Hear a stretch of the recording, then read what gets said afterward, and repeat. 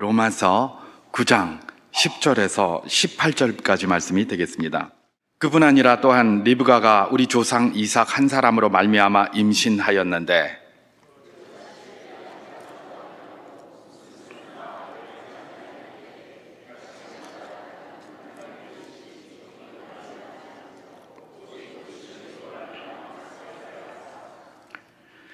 리브가에게 이르시되 큰 자가 어린 자를 섬기리라 하셨나니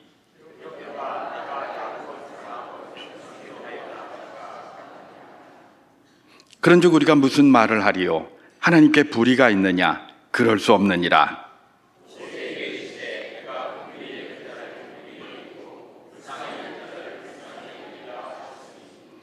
그런즉 원하는 자로 말미암음도 아니요 다른 박질하는 자로 말미암음도 아니요 오직 긍휼히 여기시는 하나님으로 말미암음이니라.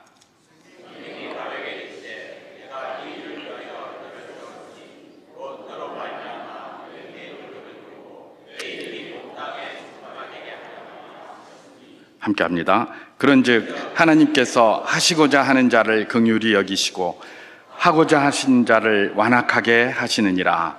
아멘. 오늘은 우리가 흔히 주변에서 들을 수 있는 우리 신앙에 대한 어떤 그런 질문들을 잠깐 이렇게 생각해 보면서 본문을 가지고 한번 은혜를 나눠보기를 소망합니다. 우리는 가끔 그런 얘기를 많이 듣습니다. 하나님이 하신 일에 대한 매우 불합리하다라는 그런 말들 말입니다. 예를 들면 이런 게 있겠죠. 왜 에덴 동산에 선악을 알게 하는 나무의 열매를 만들어서 인생으로 죄를 짓게 한단 말인가? 아니, 그거 안 만들면 인생이 죄인이 되지 않을 텐데 왜 그런 것 만들었는가? 그런 질문들을 많이 듣습니다. 그리고 들을 때마다 가만히 생각해 보면 또 그럴듯해요. 그래, 그거 왜 그렇게 만드셨지? 이런 생각을 하게 되죠. 또 이런 지적들도 합니다. 왜 지옥을 만들었는가? 선하신 하나님이 지옥 만들지 말고 천국만 만들었으면 우리가 지옥 두려워하지 않고 천국만 바라보고 살 수 있을 것 아닌가? 왜 그렇게 생각이 되죠? 가만히 보면 그럴듯해요. 그래서 그런 질문을 받으면 굉장히 마음속에 이건 뭐라고 대답해야 되지? 라고 혼동이 생기기도 하는 것이죠. 또 무엇입니까? 하나님이 왜 악을 만드셨는가? 그냥 선만 만드시지 왜 악을 만드셔서 이 땅에 악이 존재하게 하는가? 그러면서 등장한 것이 뭡니까? 하나님은 정의로운가? 그래서 신정론, theodicy, 그게 등장을 하는 겁니다. 하나님은 정의로운가? 왜 악인이 저렇게 잘 되고 선인이 이렇게 고통을 받는단 말인가? 왜 하나님의 백성들은 이렇게 지질이 궁상 떨고 왜 이렇게 맨날 고통만 당해야 되고 악인들은 온갖 악을 펼치면서 온갖 축제를 하고 부정을 하고 권력을 쟁취하고 살아도 떵떵거리고 잘 산단 말인가? 하나님은 정의로운가?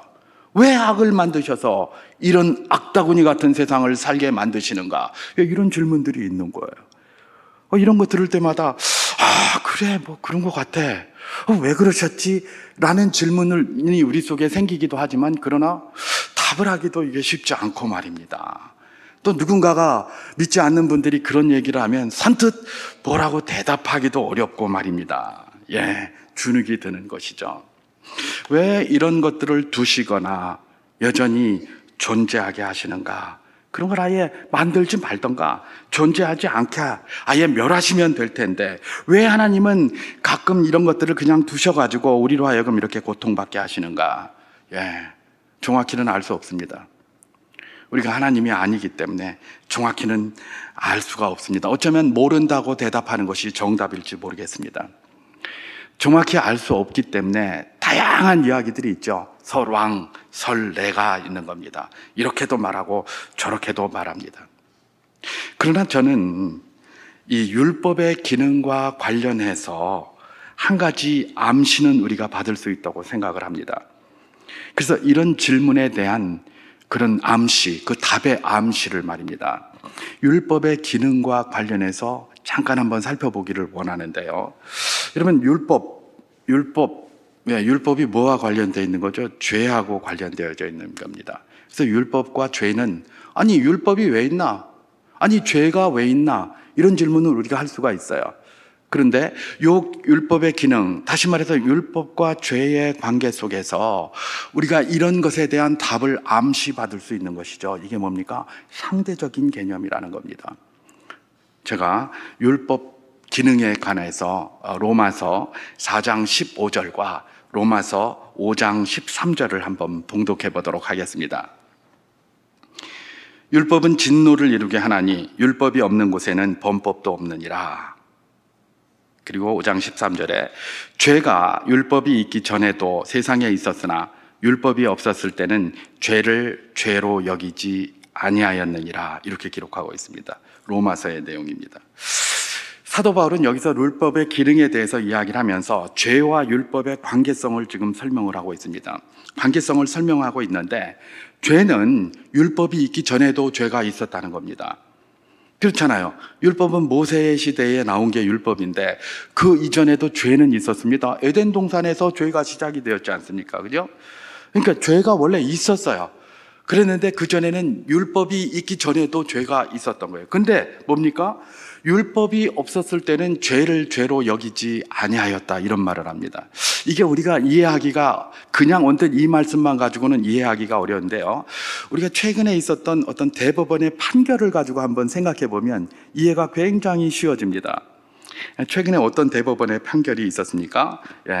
요즘 소위 딥페이크를 이용한 성착취 범죄가 굉장히 사회적인 화두로 등장을 하면서 이제는 그렇게 하면 엄벌에 처해지게 되었습니다. 그죠? 그런데 요게 요즘에 화두가 되고 문제가 되니까 이렇게 법을 만들었는데요, 그 이전 단계가 있었습니다. 얼마 전에 그런 아마 뉴스를 여러분들이 들으셨을지도 모르겠는데요, 뭐라고 이야기하냐, 소위 이 딥페이크 범죄로 인하여 어떤 사람이 하나가 기소가 되었습니다. 그래서 1심과 2심을 거쳐서 대법원에 판결이 났죠. 그 대법원에 판결이 났는데 뭐라고 대법원에 판결이 났느냐? 무죄다, 이렇게 판결이 난 겁니다. 이 사람은 분명히 성착취 범죄를 저질렀습니다. 저질렀고 증거도 막 무더기로 쏟아져 나왔어요. 그래서 1심, 2심 다 그냥 이 범죄라고 그렇게 나와서 했는데 이 사람이 마지막 대법원에 소를 제기를 하면서 결과가 나왔는데 뭐로 나왔다고요? 무죄다, 이렇게 나온 거예요.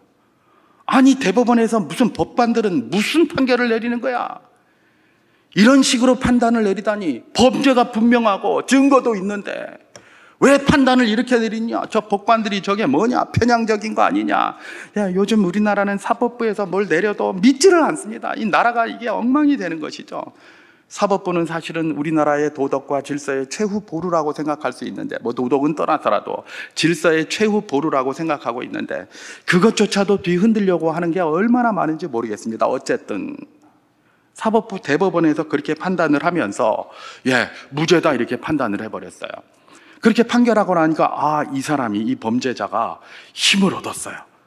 힘을 얻어서 뭘 합니까? 국가 배상을 청구하겠다는 겁니다.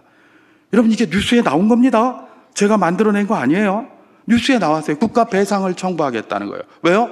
내가 지금까지 이 소송에 사용된 걸 휘말려가지고 돈도 없애고 시간도 없애고 내 스트레스도 많고 그러니까 국가 배상을 청구하겠다고 그래요. 배상 받을 수 있겠습니까? 없겠습니까? 있을 것입니다. 왜요? 무죄 판결이 났으니까. 국가가 과잉으로다가 그에게 그렇게 괴롭게 했으니까 배상해 줄 것입니다. 국민의 혈세가 그런 범죄자에게 들어가게 되는 것입니다. 우리가 이런 사실, 아니 범죄가 분명하고 증거도 분명한데 왜 그에게 무죄 판결을 내렸는가? 왜 그랬다고요? 대법원의 판결은 그때는 그런 법이 없었다는 겁니다. 우리의 상식에는 그게 범죄가 분명하고 그 다음에 뭡니까? 그게 분명히 그런 짓을 했다는 자료도 굉장히 많은데 그때는 그런 법이 없었다는 거예요. 그러니까 무죄 판결을 한 것이고, 결국은 이 사람은 하하 웃으면서 나와가지고 그래? 이제는 국가 배상 좀 청구해야 되겠다. 그래서 배상 청구까지 하고, 우리가 그런 혈세로, 그 국민들이 낸 혈세로 그에게, 그 범죄자에게 배상을 해줘야 될 그런 상황이 된 것이죠. 여러분, 법이 이런 겁니다. 법 정신이 소급해서 적용할 수 없잖아요. 그러다 보니까 법이 이미 없을 때 저지른 것은 그게 범법이 되지를 않는 겁니다. 그리고 그 후에 법이 만들어졌으니까 지금은 그렇게 하면 어떻게 합니까? 당연히 처벌하게 되겠죠. 여러분, 답답하지만 이게 바로 우리의 현실인 것입니다. 이와 관련해서 로마서 7장 7절에서 8절 말씀을 제가 한번 봉독해 보도록 하겠습니다. 그런즉 우리가 무슨 말하리요? 율법이 죄냐? 그럴 수 없느니라. 율법으로 말미암지 않고는 내가 죄를 알지 못하였으니 곧 율법이 탐내지 말라 하지 아니하였더라면 내가 탐심을 알지 못하였으리라. 그러나 죄가 기회를 타서 계명으로 말미암아 내 속에서 온갖 탐심을 이루었나니 이는 율법이 없으면 죄가 죽은 것임이라. 이렇게 얘기를 합니다. 율법과 죄의 기능, 그 상대적인 기능에 대해서 이야기를 합니다. 율법이 있기 때문에 죄가 죄된 거예요. 율법이 없었으면 죄가 죽었다고 그래요. 다시 말해서 죄가 없다는 거죠. 그 죄가 있어서 율법이 생기는 것, 또 이 죄가 있어야 율법이 기능을 하고 율법이 있기 때문에 죄가 기능을 하는 겁니다.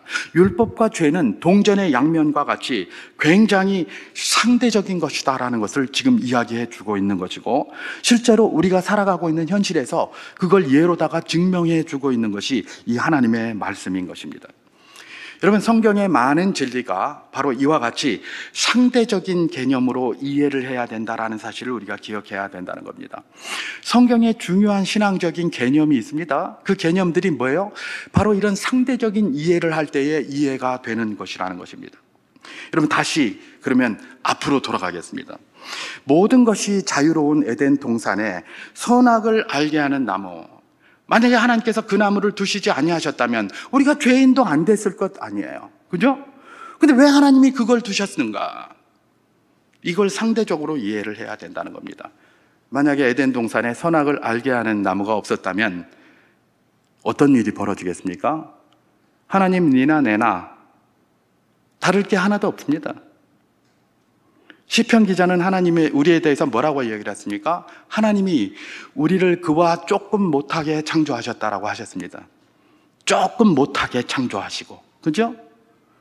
우리를 창조하실 때 조금 못하게 우리를 창조하셨다고 그래요. 그러면 에덴 동산의 모든 것이 자유롭습니다. 그런데 규제가 없습니까? 하나님 니나 내나 조금 다르니까 이 인생들이 어떻게 한 겁니까? 사탄의 괴략에 속아서 하나님처럼 되려 하여 범죄를 저지른 것 아니겠습니까? 상대적으로 이해를 해야 된다는 겁니다. 여러분, 천국만 있고 지옥이 없다. 한번 상정해 보겠습니까? 지옥이 없고 천국만 있다. 그럼 천국이 무슨 천국 되겠습니까? 한번 생각해 보십시오. 천국만 있고 지옥이 없습니까? 왜 천국을 사모합니까? 지옥이 없는데요? 우린 지금도 천국을 사모합니다. 그리고 믿음으로 지금 살아가고 있어요. 그런데 지옥이 없습니까? 그럼 천국 뭐하러 사모합니까? 왜 사모하죠? 그렇지 않습니까? 선과 악이 있습니까? 악이 없습니까? 그럼 선이 무슨 의미가 있습니까? 악이 있어서 선이 빛나는 것 아닙니까? 지옥이 있기 때문에 천국이 소망되는 것 아닙니까? 그렇죠? 모든 이들이 구원받는다. 그러면 우리가 뭐하러 믿음으로 이렇게 살아가고 있습니까? 하나님이 특별한 선택이 있다고 믿으니까 믿음의 생활을 하고 그 하나님 말씀대로 살아가려고 하는 것 아니겠습니까? 모든 이가 구원받고 버림도 없고 뭐하러 그러면 이렇게 열심을 내고 뭐하러 예배드리고 뭐하러 기도하고 이런 거 뭐하러 하겠습니까? 우리는 하나님께 영광, 무슨 말씀을요? 그런 것이 없다면 말짱 다 필요 없는 겁니다. 그래서 사도 바울이 뭐라고 이야기를 했습니까? 고린도전서 15장에서 부활에 대해서 이야기를 하면서 부활이 없다면 우리가 이 세상 가운데 가장 불쌍한 사람이다, 이렇게 얘기를 한 거예요. 그런 게 있으니까 우리가 하나님 은혜 가운데 참 당당하고 용기 있게 살아가지, 만약에 그런 것이 없다면 세상 가운데 가장 불쌍한 사람들입니다. 천국도 없는데 뭐하러 이렇게 하고 살아갑니까? 이때 가서 놀아야지요. 노새 젊어서 놀아, 늙어지면은 못 노느니 그러면서 열로 인생 한 번뿐인데 뭐하러 가서 놀아야지, 이러는 세상에 우리가 살아가는데 놀지도 못하고 여기 와서 이러고 앉았고 뭐하러 이렇게 하고 있습니까? 예. 여러분, 성경의 모든 교훈들은 말입니다, 다 상대적인 것이다 라는 사실을 기억해야 되는 것입니다. 여러분, 경제학에서 희소성의 원칙을 이야기를 합니다. 예. 우리가 여기 생수 한 병이 있습니다. 생수 한 병 이거 기껏 해봐야 지금 가면 500원이면 하나 살지 모르겠습니다. 그죠? 그러나 사막 한가운데 있습니까? 아마 금괴, 그리고 주변에 물이 없고 혼자 떨어져 있습니까? 아마 금괴 수천 톤보다 물 한 병이 더 나을 겁니다. 다이아몬드 수백 캐럿보다 물 한 병이 더 나을 겁니다. 왜요? 희소하니까. 희소하니까. 세상의 많은 것들이 이처럼 상대적으로 이해를 해야 답이 나오는 겁니다. 성경의 많은 교훈도 마찬가지입니다. 성경은 절대적 진리입니다.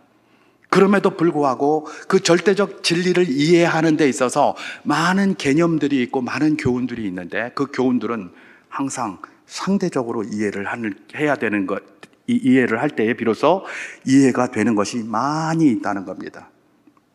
오늘도 그런 관점을 제가 설명한 이유가 있습니다. 오늘 본문도 자칫 그런 관점으로 보지 아니하면 이게 뭔가 이런 질문을 할 법한 그런 본문이기 때문에 그렇습니다. 특별히 오늘날은 공평, 그 다음에 평등, 정의 이런 걸 굉장히 강조하는 시대에 우리가 살고 있습니다.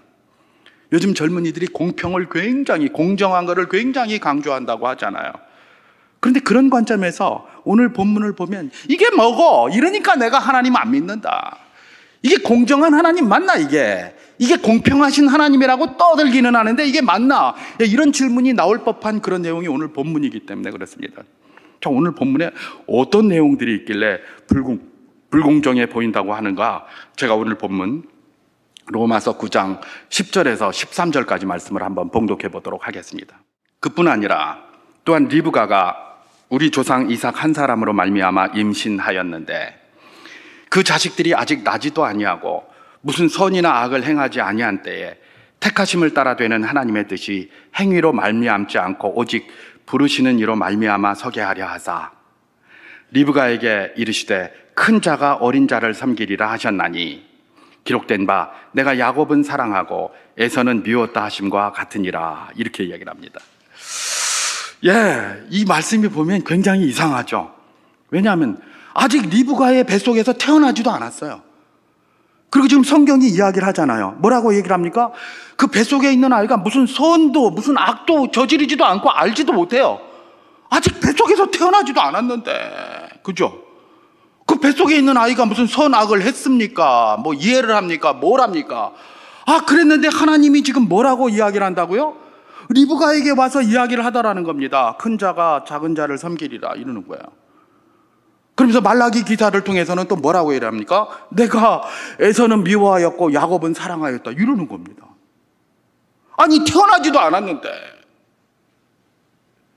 아니 이 아이들이 선도 악도 알지도 못하는데, 선도 악도 행하지도 않았는데 왜 에서는 미워하고 야곱은 사랑합니까? 이거 하나님 공정하신 하나님 맞습니까? 이 공정을 말하는 것 맞습니까? 공정하지 않죠. 요즘 관점에서 생각해 볼 때 아니 이런 불공평할 수가? 그 아이가 왜 그렇게 취급받아야 돼?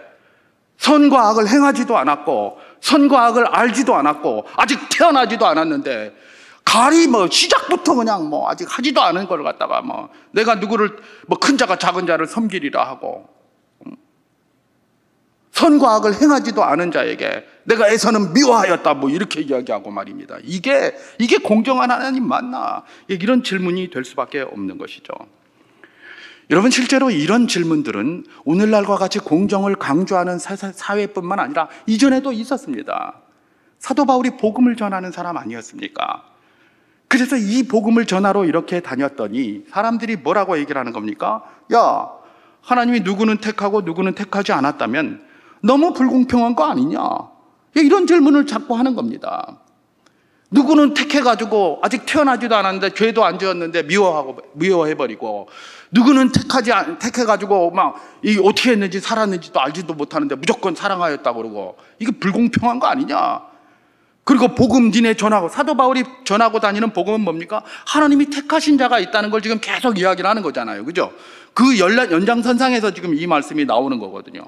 뭐 하나님이 누구는 택하고 누구는 안 택하고, 이 불공평한 거 아니냐? 무슨 기준으로 그래 했노? 이렇게 막 질문을 하는 겁니다. 네가 뭔 일 했는지도 모르고, 걔가 잘했는지도 모르고, 잘못했는지도 모르는데 무슨 기준으로 선택하고 그랬노? 뭐 너무 불공평한 거 아닌가? 이런 질문들이 굉장히 많았죠. 사도 바울은 그런 질문을 너무나 많이 받았습니다. 우리처럼 말입니다. 그래서 이 질문을 받고 하다가 지금 로마 교회에 편지를 씁니다. 편지를 쓰면서 하나님이 택하심에 대해서 쭉 이야기를 하다 보니 여전히 로마 교회에도 이런 질문을 할 법한 사람들이 있어 보이는 겁니다. 그렇지 않겠습니까? 지금까지 계속 그런 도전을 받고 자기가 복음 전하고 다녔는데요. 그러니까 그렇게 혹시 질문하는 사람이 있을 것 같다는 생각이 드니까 사도 바울이 여기에다가 스스로 질문하고 스스로 답하는 내용이 뭡니까? 오늘 본문 로마서 9장 14절입니다. 제가 봉독해 보도록 하겠습니다. 그런즉 우리가 무슨 말을 하리요? 하나님께 불의가 있느냐? 그럴 수 없느니라. 이렇게 대답하는 겁니다. 그래, 이런 거 보면 불의한 것 같아요. 그래서 그런즉 무슨 말 하리요? 하나님이 이렇게 했는데 그럼 하나님 불의하냐? 이렇게 질문하는 겁니다. 너네들 중에도 분명히 그렇게 질문할 사람이 있을 것이다. 하나님이 야곱은 사랑하고 에서는 미워하셨다고 했는데, 나지도 않았고 아직 뱃속에 있으면서 선과 악을 알지도 못하는 아를 왜 미워하고, 누구는 사랑하고 누구는 택하고 누구는 버렸단 말이냐? 그러면서 불공평하다, 불의하다 이렇게 얘기할 수 있었다는 거죠. 그런 소리를 많이 들었고요. 너희도 그렇게 얘기할 수 있다. 그런데 그렇느냐? 라고 질문을 하면서 그럴 수 없다라고 이야기를 합니다. 그럴 수 없다라고 이야기를 하면서 뭐라고 얘기를 하십니까? 하나님의 그런 선택에는 불의함이 없다라고 이야기를 하면서 오늘 본문 로마서 9장 15절 16절에서 이렇게 이야기하고 있습니다. 제가 한번 봉독하겠습니다. 모세에게 이르시되 내가 긍휼히 여길 자를 긍휼히 여기고 불쌍히 여길 자를 불쌍히 여기리라 하셨으니 그런즉 원하는 자로 말미암음도 아니요 다른 박질하는 자로 말미암음도 아니요 오직 긍휼히 여기시는 하나님으로 말미암음이니라. 이렇게 기록합니다. 이 말이 뭡니까? 하나님이 택하신 건 하나님의 선하신 뜻대로 택하신 것이지 인간이 뭘 해서 얻으려고 원해서 되는 것도 아니고 그걸 통해서 정진해서 노력해서 되는 것도 아니고 그냥 하나님이 그렇게 전하신다는 거예요. 그가 뱃속에 있으면서 아이가 무슨 선을 알든 악을 알든 그거 상관없다는 거예요. 하나님이 그냥 그렇게 선택하신다는 거예요. 사람은 그걸 불합리하다, 불의하다라고 생각하는데 하나님이 그렇게 선택하신다는 거예요. 그러면서 너희들이 불합리하다고 생각하느냐? 무슨 말을, 그럴 수 없다, 지금 그렇게 이야기를 하는 겁니다. 하나님은 하나님의 뜻대로 하신다는 겁니다. 심지어 오늘 우리가 읽은 로마서 9장 17절 18절에 보면 하나님의 말씀과 그 복음이 온 세상에 펼쳐지게 하기 위하여 그야말로 유대인들이 생각할 때에 지옥의 땔감이라고 여겼던 이방인, 그것도 바로를 세워가지고 하나님의 뜻을 펼쳐가신다라고 이야기를 하시는 것입니다. 여러분, 이런 하나님의 선택에 대한 것 불공평해 보입니까? 불의해 보입니까?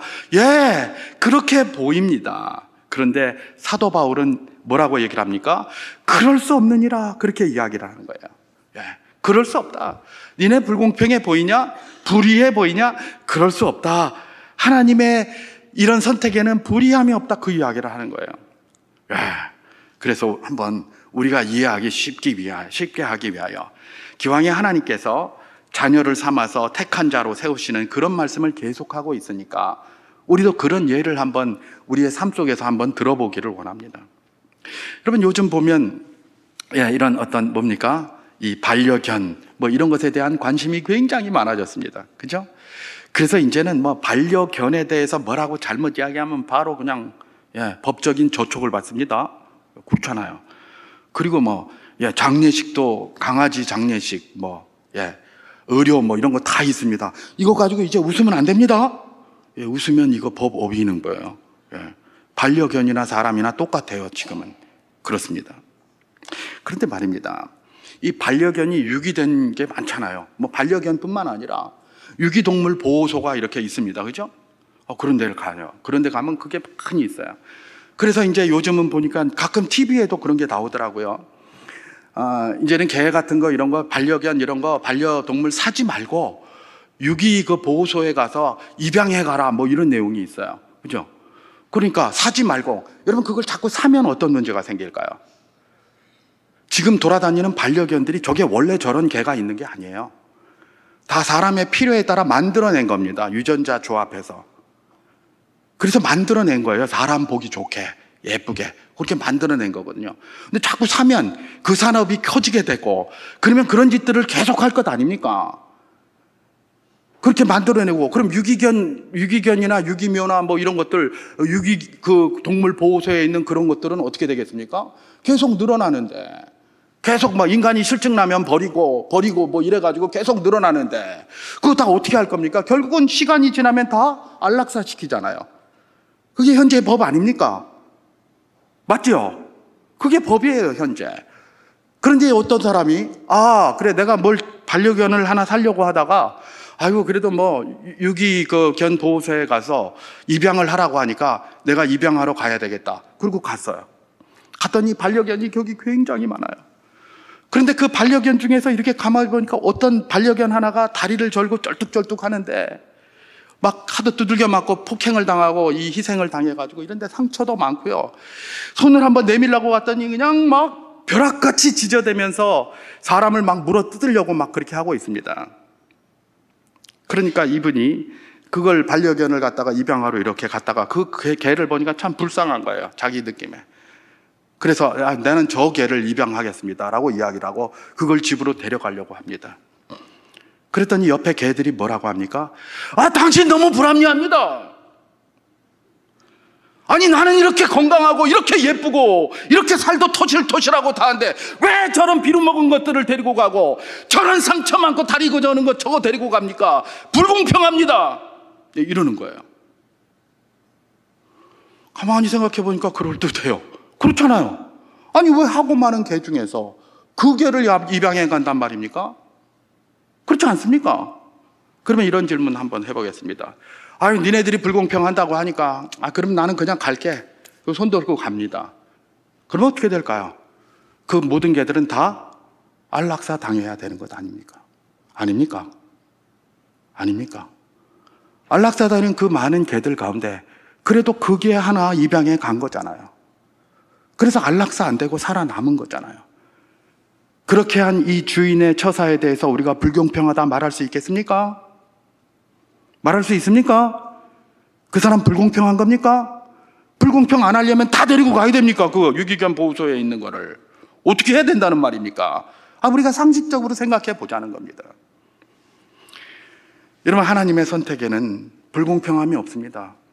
피조물은 그런 거 말하면 안 돼요. 하나님이 무슨 마음을 가지고 계신지는 우리가 몰라요. 그러나 그렇게 선택하시는 거예요. 어쩌면 이 유기견을 입양하러 온 이 사람은 제가 인간들에게 너무 많이 박해를 당했기 때문에 내가 그의 마음을 한번 회복시키고 죽을 때까지 길러야 되겠다. 이래서 데리고 갔을 수도 있잖아요. 아니면 또 다른 이유로 데리고 갔을 수도 있어요. 무슨 이유인지는 몰라요.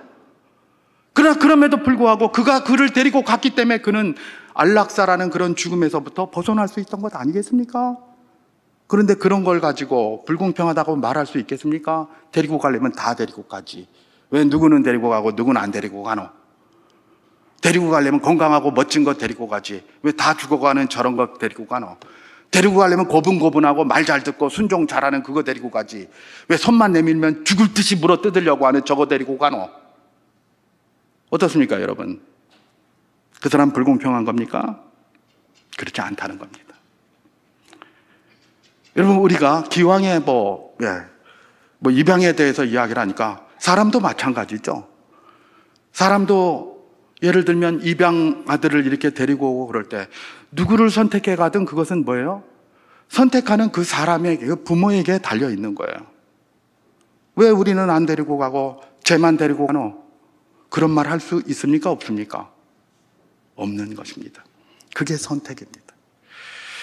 여러분, 선택에는 반드시 상대적인 개념이 있습니다.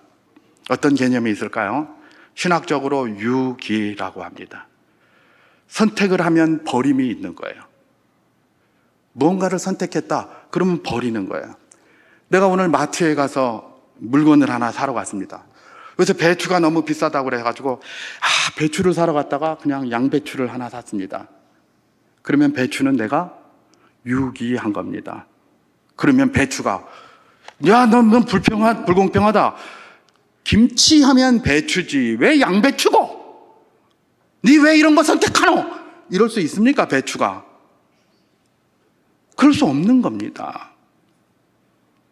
선택을 합니까? 반드시 상대적인 개념으로 유기라는 게 있는 겁니다. 이게 상대적이에요. 이거 뭐 선택만 이야기했다고 해서 유기는 없다 이런 말 하겠습니까? 그렇지 않습니다. 이건 동전의 양면과 같은 거예요. 그렇기 때문에 그렇게 선택했다고 해서 그것이 불공평하다, 불합리하다라고 말할 수 없는 겁니다. 특별히 하나님은 선하게 선택하시는 분이시기 때문에 그렇다는 것입니다. 이게 바로 우리가 이야기하는 사도적인 전통입니다. 사도인 바울이 그렇게 가르쳤고요. 이 바울의 가르침을 어거스틴이 붙잡았고 칼빈이 붙잡았고 오늘 우리가 그 전통, 사도적 전통 위에서 하나님의 말씀을 이해하고 하나님의 말씀을 해석하는 것입니다. 어떤 사람은 그럽니다. 칼빈을 비난하기 위해서 어거스틴은 선택에 대해서만 얘기했지 유기는 이야기 안 했는데 유기는 칼빈만 이야기했다. 칼빈이 나쁜 놈이다. 근데 칼빈을 따르는 저 칼빈주의자들 저거 나쁜 놈들이야 이러고 앉았어요. 여러분 어거스틴이 유기를 이야기하지 않았을까요? 왜 직접적으로 말을 했는지 안 했는지는 저는 연구해보지 못했기 때문에 잘 모르겠습니다만은 그 사람들이 없다고 하니까 없을지도 모릅니다. 그런데 선택만 이야기하고 유기는 이야기 안 했다고 어거스틴은 유기가 없다고 말하는 겁니까? 그렇지 않습니다. 선택을 하면 반드시 유기가 있게 돼 있는 겁니다. 상대적인 언어고 상대적인 개념이에요. 선택을 하면 반드시 선택 못 받는 게 있잖아요. 그렇지 않습니까? 그렇기 때문에 세상의 모든 사람들은 하나님이 이렇게 하는 것에 대해서 불의하다 이야기할 수 있습니다. 왜 누구만 선택하고 누구는 안 하노? 그러나 우리는 그 하나님의 불의함을 이야기하는 것이 아니라 그런 가운데서 내가 선택되었다는 것에 감사해야 되는 겁니다. 그렇게 불의하다고 이야기하는 세상 속에 나도 살아가지만 그러나 나는 하나님이 선택하여서 지금도 그 믿음을 고백하고 살아가고 있다. 이것에 감사하며 살아야 되는 거예요. 그들이 그런 얘기하는 것에 그냥 당황해가지고 불안해하거나 내가 또 의심하면서 하나님 불의하다 이게 아니라